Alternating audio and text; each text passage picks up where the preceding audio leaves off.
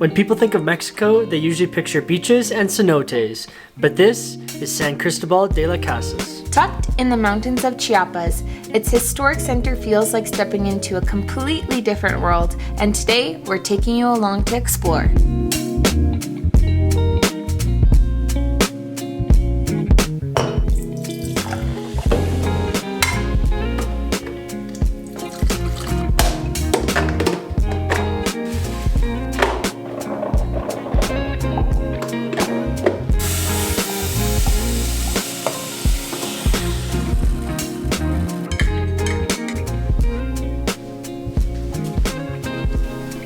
Thank you. Good morning, everyone. We are Robin and Graham. Now, this is our first full day here in San Cristóbal, and we find the best way to get to know a new area is by doing one of the free walking tours. So that's exactly what we're going to do in the historic center today. Also, it's quite chilly here in San Cristóbal. Yeah. It is currently like 10 degrees, and back home in Canada, it's like 2 or 3 degrees. So Robin and I are definitely adjusting to some of the cooler weather because we are a little bit higher up in the mountains. So we're excited to get into the sun and warm our bodies up just a little bit.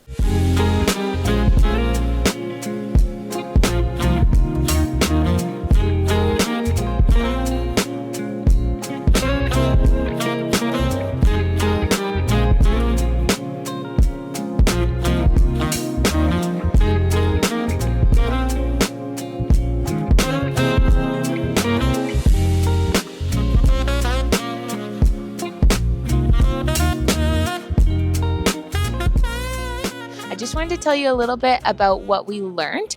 So she was telling us a lot about the Chiapas state that we are in, and it's actually got its name because of the chia seeds that they grow by the river, which is really cool, which is why instead of Chiapas, the actual way to say it is Chiapas after the chia seeds. So that was really interesting. The city is also a blend of Spanish colonial architecture as well as the local indigenous culture here too, which we see very reflective, especially in this square here. And I'm sure we'll see it a lot more there as well. So we're going to keep on going before they leave us behind.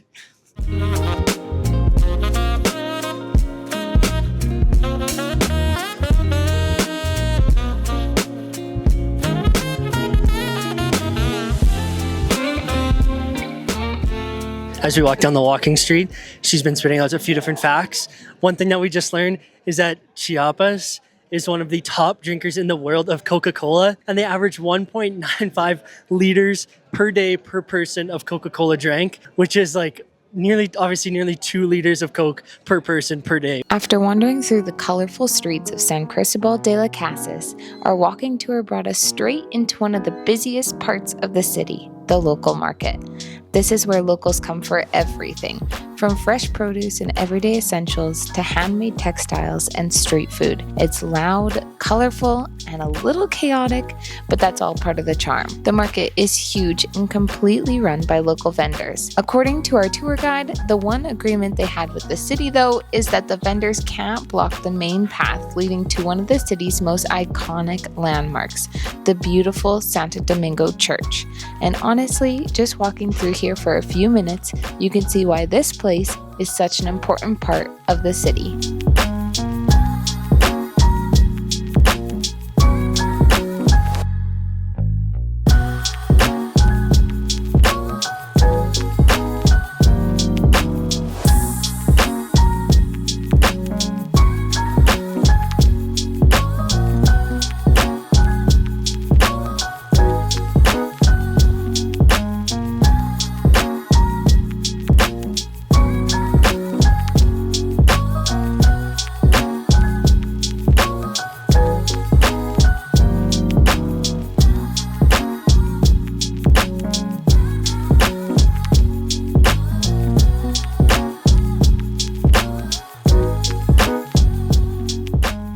Okay, really quick before we go into the next church, I really couldn't talk in the market because our guide is walking so incredibly fast. Even with Graham and I taking some clips, we're running so far behind, and by the time we get there, she's already done talking.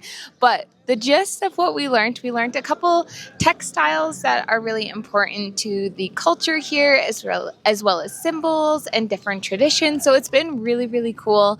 The market is absolutely massive that we went through. Apparently, we actually only went through 20% of it, so it's even larger than what we just saw, which is crazy. There's all kinds of things like souvenirs, everyday household things, food, all of that kind of stuff. So it's been really interesting. And now we're about to go into an area that has a lot of street art.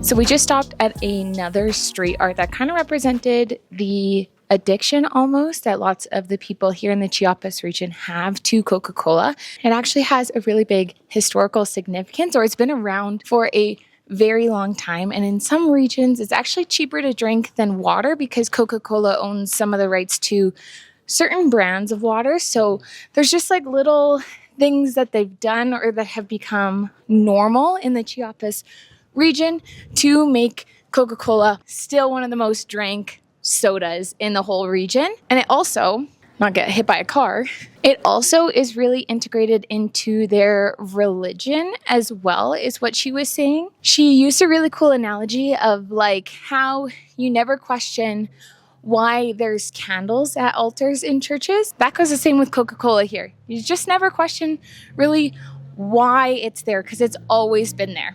Okay, there's lots of cars, lots of dogs, and we're running behind, so we're going to keep up.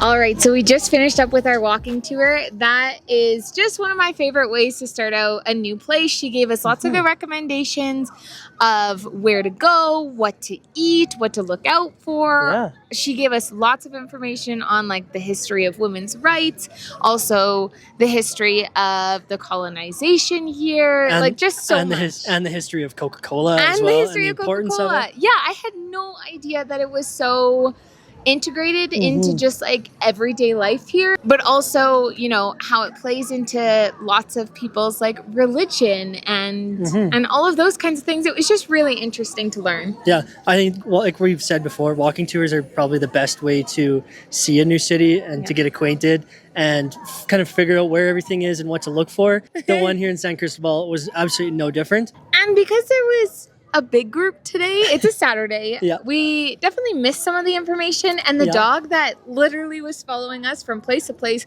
right from the start in the square here all the way to the end at a coffee shop, was actually just a stray. I thought it was her dog. Nope, just a stray. And so there's a lot of them here. That one was very, very friendly, very cute. Yeah, but I think that's where we are going to end the walking tour. We're going to head back to our place for some lunch before we go out and explore a little bit more this afternoon. So we will see you then. Okay, we have made it back from our lunch break, back to one of the main squares here in San Cristóbal de las Casas. We're at the plaza that's just beside the plaza that had that first church that we were in. Yes, there's a lot of plazas here in San Cristóbal that we are learning. There's also a lot of walking streets that we are learning about. So there are two that we have yet to discover. So we're going to take you guys along for that. And then we're going to finish this video off with a hike up to one of the church with 79 steps, which is supposed to give one of the best views above San Cristóbal that this city has to offer. But while we were sitting here, we actually are staring at a little market that's happening in one of the buildings here. So we're going to check that out first before we start to head to the walking streets.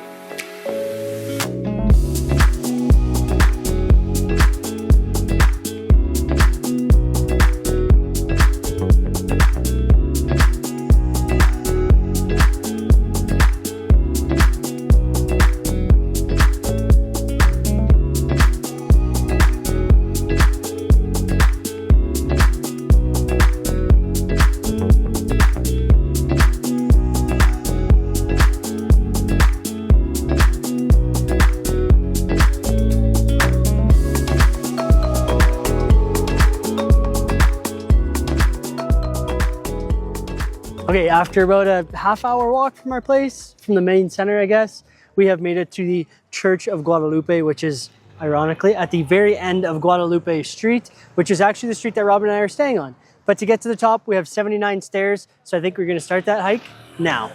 1, 2, 3, 4.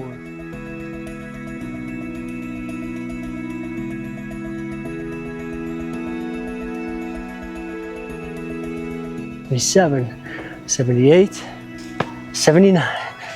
We did it.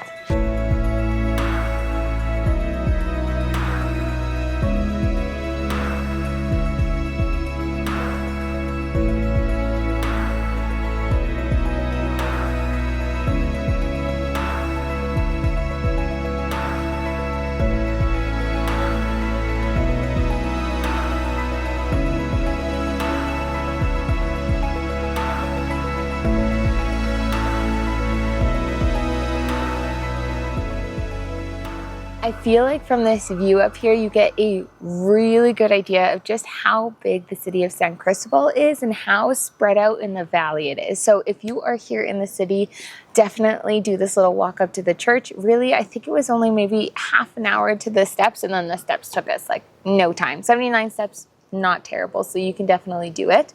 And something that I wanted to point out, because I think I forgot to when we were on our free walking tour, but I've noticed it in a lot of shops and I've noticed it in a lot of markets as well. Amber is really significant in this region. I think our guide was saying that it's really popular to get in this valley, and I think that's why it has significance. It's supposed to bring you good vibes, essentially. Like all of the bad kind of stuff that could happen to you is kind of scared away if you are wearing amber on your left wrist. So there's lots of bracelets and necklaces and rings and all of that kind of stuff here, which I just find really beautiful. The contrast between the sun and the shade is probably like 10 degrees. We go in the sun, warm up, go to the shade, cool down. Literally, we're just going back and forth across the street. To end off our fabulous day here in San Cristóbal after our walking tour and our tiny little hike through the town, we've come to K Churros Coffee and Chocolate for a churro covered in ice cream and caramel sauce. Robin got strawberry. I've already tasted some of the ice cream and I know it's fantastic. Great way to end a great day.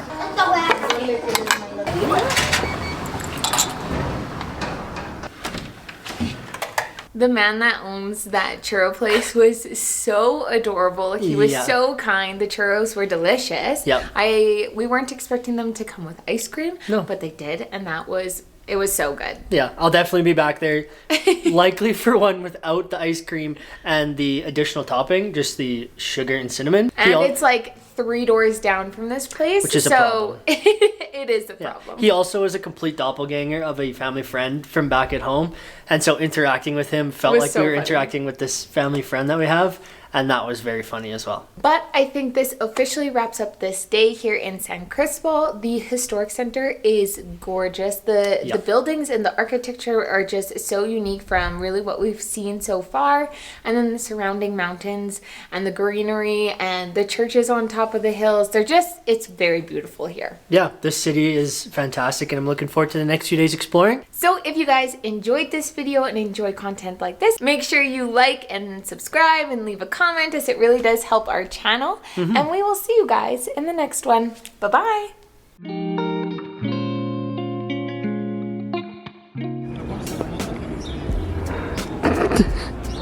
The contrast. And again, the one here. Hola. Chiapas it's his whoa. I'm having a hard time with my words today. There's a lot of birds here. Nightmare fuel.